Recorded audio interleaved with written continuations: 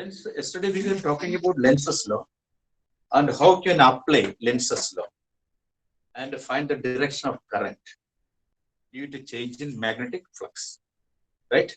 Faraday's laws we have explained, and we have come to Lenz's law yesterday. Lenz's law is a bit confusing most of the times for students.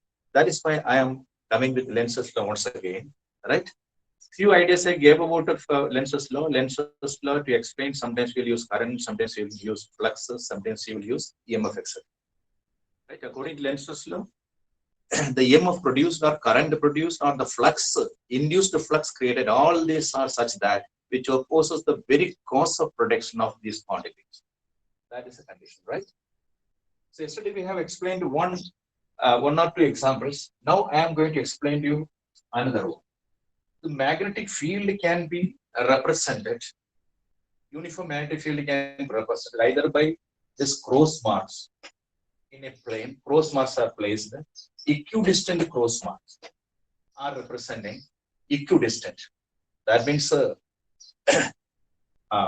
along this direction or along this vertically and horizontally, the cross marks are equidistant. This represents a uniform magnetic field, right? In a uniform magnetic field, a loop is placed and this loop is going out. One more thing you have to remember is that when cross mark is there, it means that the field lines are perpendicular to the surface inwards.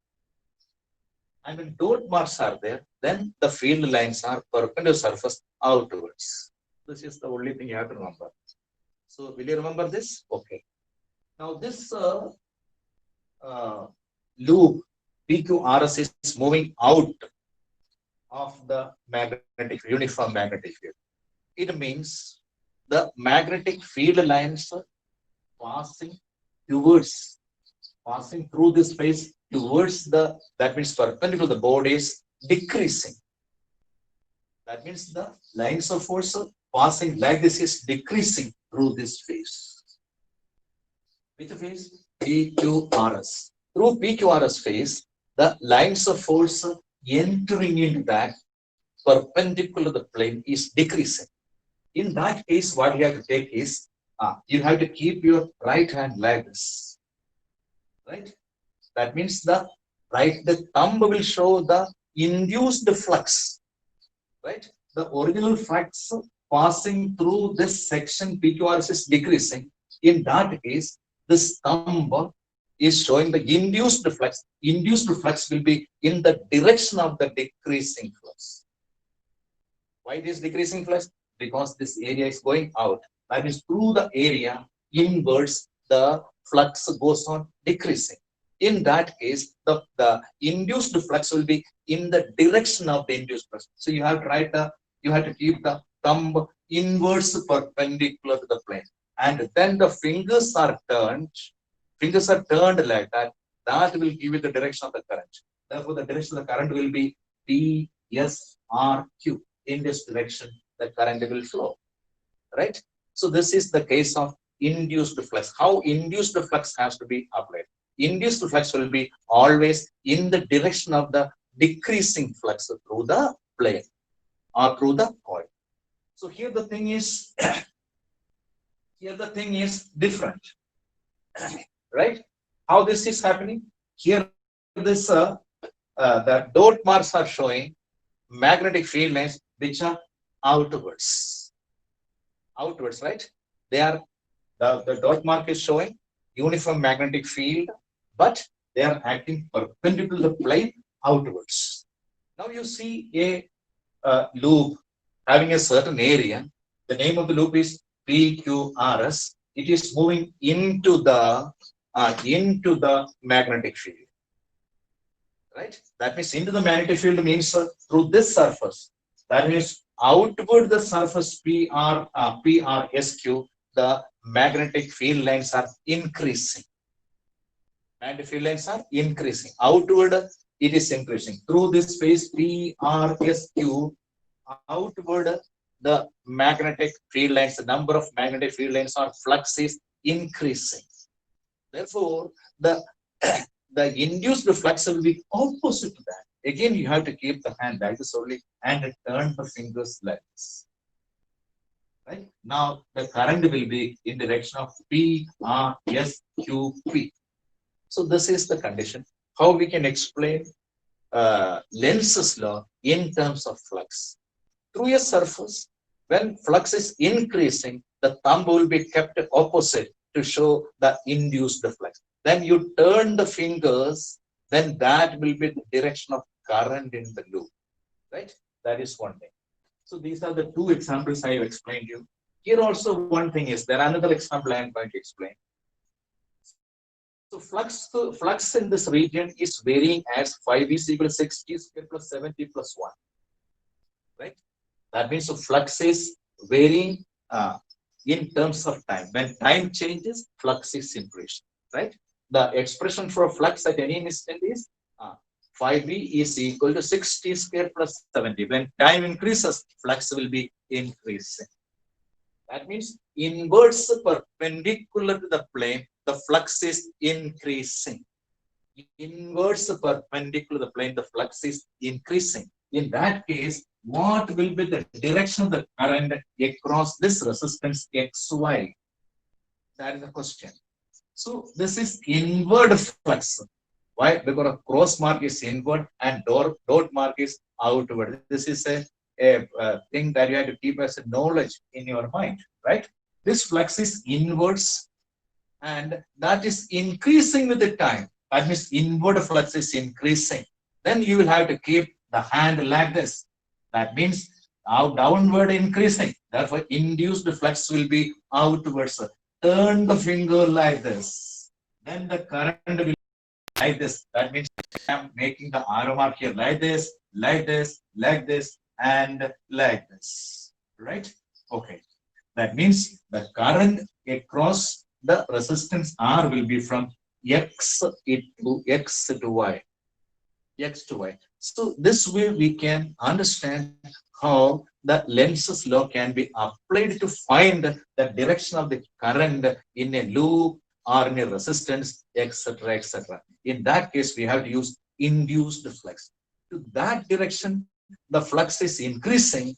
You have to keep the thumb in the opposite direction. That will show the induced flux. Then turn the fingers in such a direction that will give you the direction of the current in the loop or through the resistance. So in this case, the induced flux, the value can be obtained as d phi by dt.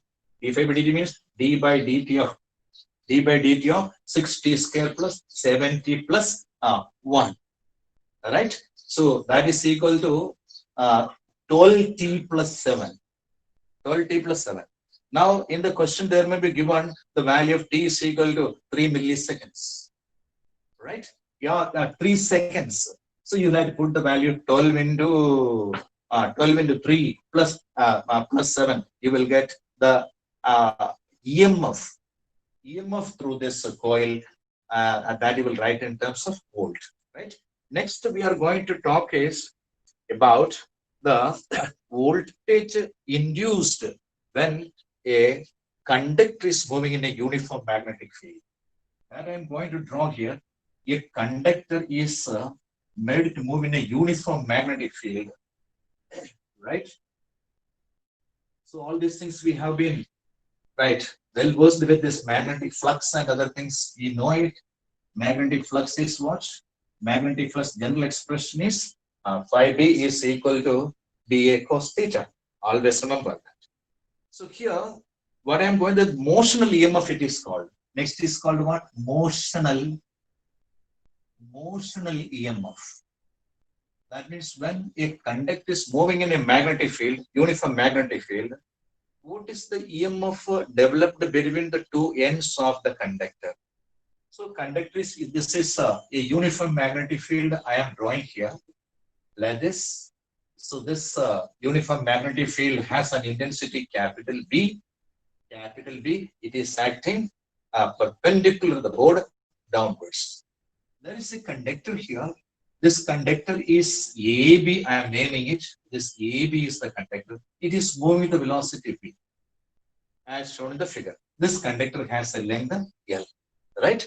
After some time, Suppose this conductor is reaching another position A dash B dash. A dash B dash traveling a small distance dx in a small time interval dt. Am I correct? Okay. So in this case, for EMF to be induced at the two ends of this conductor, only if the conductor cuts the lines of force. Lines of force are the lines of force are perpendicular and it is inverse. When this is moving like this, perpendicular to the field lines, then this conductor will be going on cutting the lines of force and reaches this point A dash B dash. A dash B dash.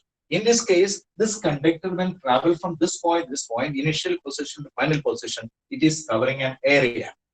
From this area and also this velocity, we can find the EMF developed between the two ends of this conductor. Am I correct? So this is the condition. Remember, for this condition, that means the EMF to be developed at the two ends of this conductor. Remember, the conductor must move in such a way that must cut the lines of force. Lines of force are like this, and so many lines of force like this. It is going in a direction such that it is again and again cutting the lines of force and reaching to the final position and creating an area between initial position and final position. Am I correct? Okay. In this case, the area covered is equal. This is length. Area covered is, I am writing here. Area covered is equal to L into dx, we can write. Am I correct? So this conductor is moving from this position to this position. What is the area covered within the field? That is equal to L into dx, we can write. Am I correct? Yeah. Therefore, change in flux is equal to change in flux. Change in flux linked with this conductor is equal to B into A. That is equal to B into A. B is the magnetic field intensity and A is the area covered by this conductor. That is, this is equal to B into L into dx also we can write. This is the flux. Flux is equal to BA cos theta or simply B into A.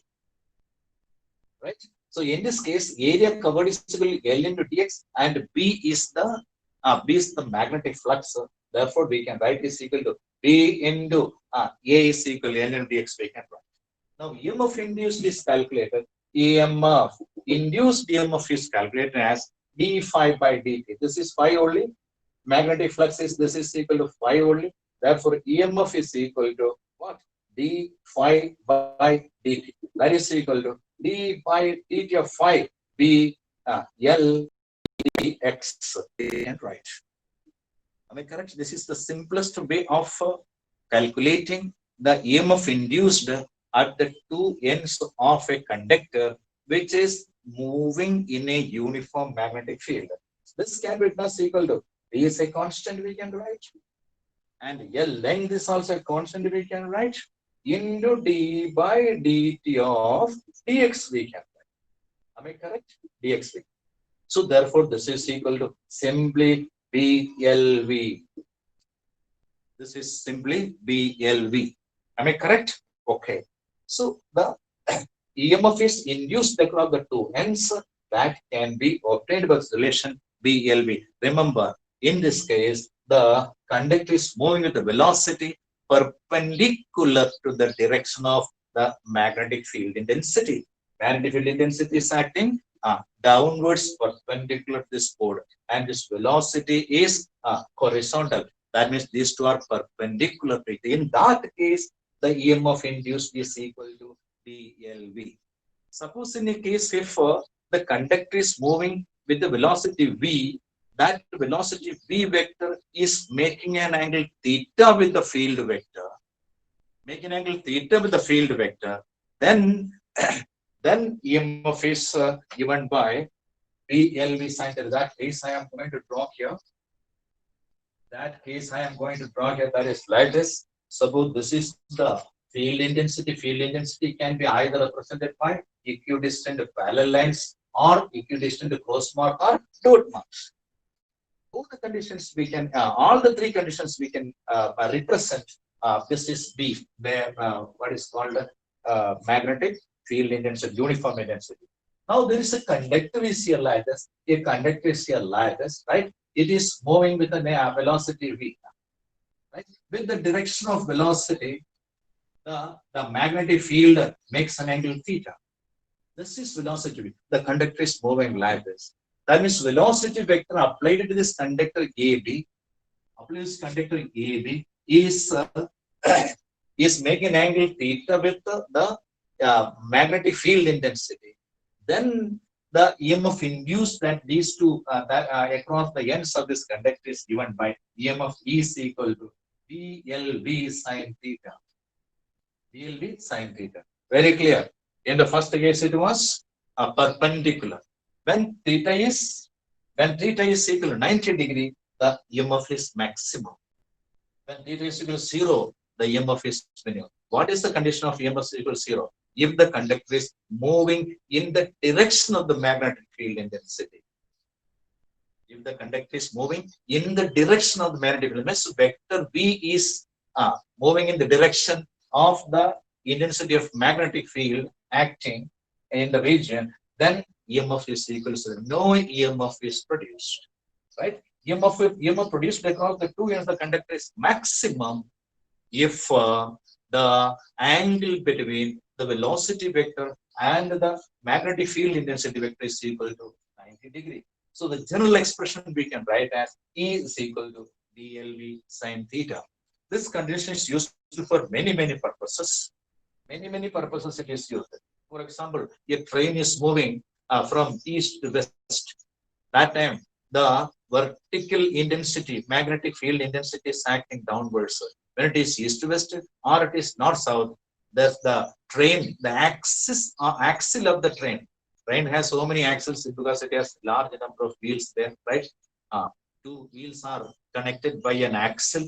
This axle, when moved from east to west or north to the south, it is cutting the vertical lines of force.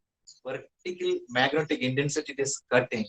Hence, an EMF is induced at the two ends of every axle connecting the two wheels. There are so many axles in here. The same is the case with an aeroplane which is moving in a certain direction, so that it is cutting the vertical field intensity of the earth, because everywhere on the surface of the earth in the atmosphere a magnetic field is there. The resultant magnetic field is always making an angle theta with the horizontal at any point outside above the surface of the earth. Am I correct? That intensity, resultant intensity can result in two components. One is along the horizontal direction, other is along the vertical direction. Vertical one is called what is called R sine theta, other one is H is equal to R cos theta, right? So this vertical lines of force, when it cuts the aeroplane's wings at the two ends of the wings of the aeroplane, EMF is induced. That also can be calculated, right? Remember, when a conductor moves in the direction of the magnetic field, no EMF is produced. EMF produced is maximum across the two ends of a conductor when it is moving in the magnetic field, when the velocity vector with which the conductor moving is making an angle 90 degree perpendicular to the magnetic field. So if it moves in the direction of the magnetic field, the EMF produced is minimum. Now we have to see that which end of a conductor becomes positive and which end of the conductor becomes negative.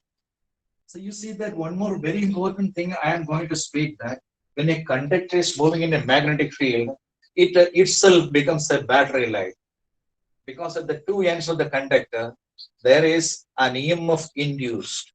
EMF induced means one point becomes positive, other point becomes negative. For example, this is a uniform magnetic field I am drawing here. I am drawing here like this. Am I correct? Okay. Okay. So here I am keeping this a line. This is this is a conductor AB. This is moving with velocity field like this. Okay. You have to see that which part of the conductor, A or B, becomes positive or negative, right? For that, always we are basically we will take the current as direction of motion of positive charges, right? You have to arrange your right hand along this conductor.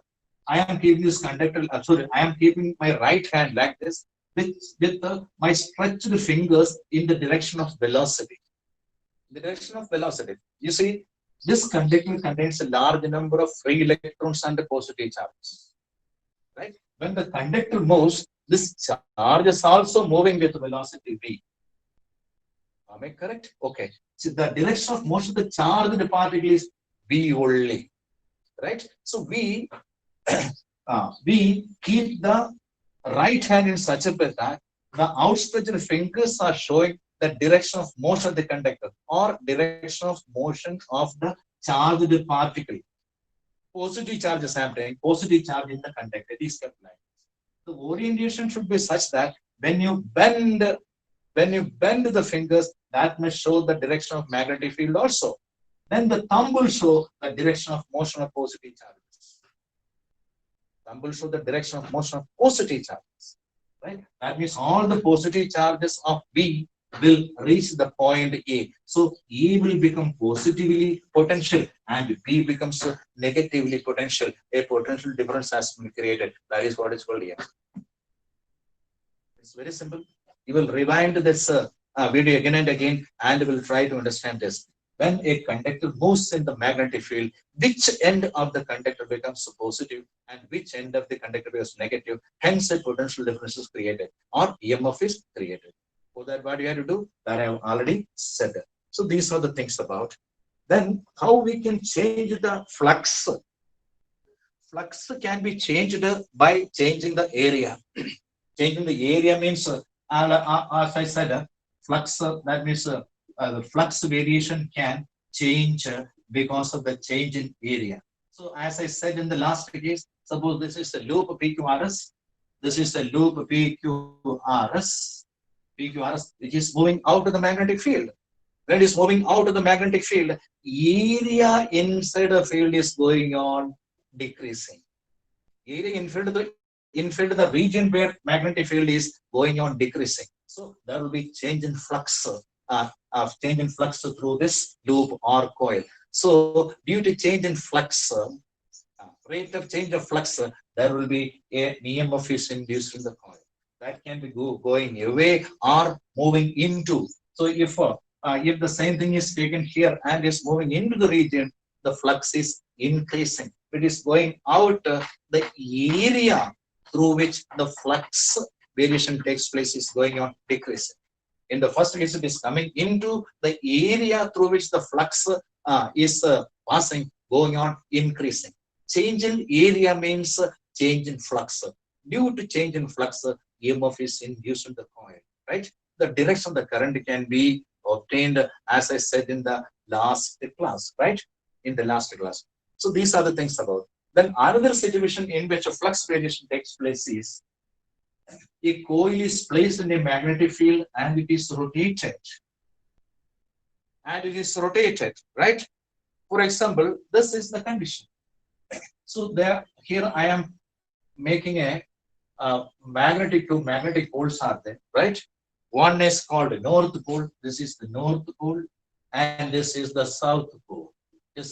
Right? Here I am keeping a coil. Coil means a loop made of a conductor, right? Is molding a conductor. It can rotate with respect to this axis, and is rotating with an angular velocity omega. It is rotating. When this coil P, this is Q, this is R, and this is S. When it's rotated with respect to this axis, then also the area through which the flux variation takes place going on changing. So in this case also, EMF is induced at the two ends of this coil. So the flux variation can be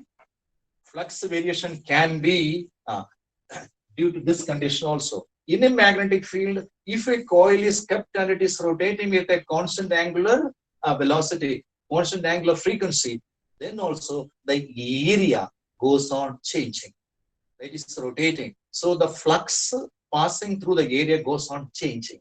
In that situation also, EMF can be obtained, right?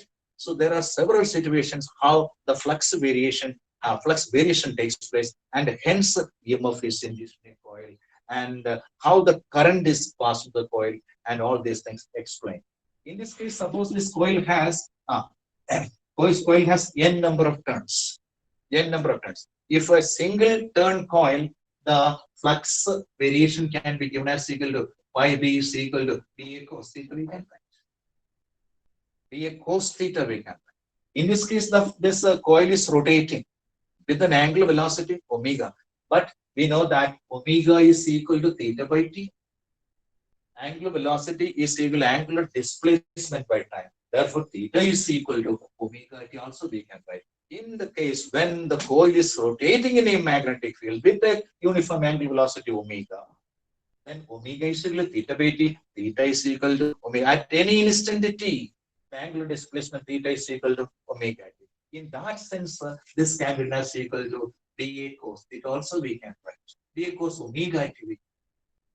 At any instant, the flux through the coil is given. At any instant t, the flux through the coil is given by phi b is equal to dA cos omega t also we can write.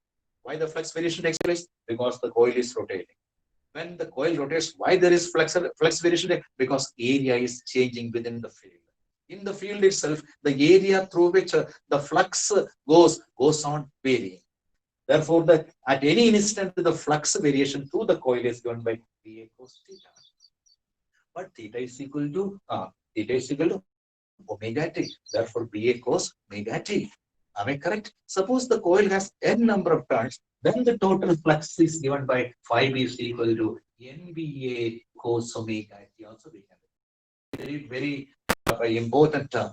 A coil of n number of turns when kept in a magnetic field and it is rotating, at any instant, the flux through the coil is given by NBA cos omega t. So this relation is also very, very important, right? So today we have explained many things about Lenz's law, and also how using Lenz's law we can find the direction of current, how the flux variation takes place due to change in area.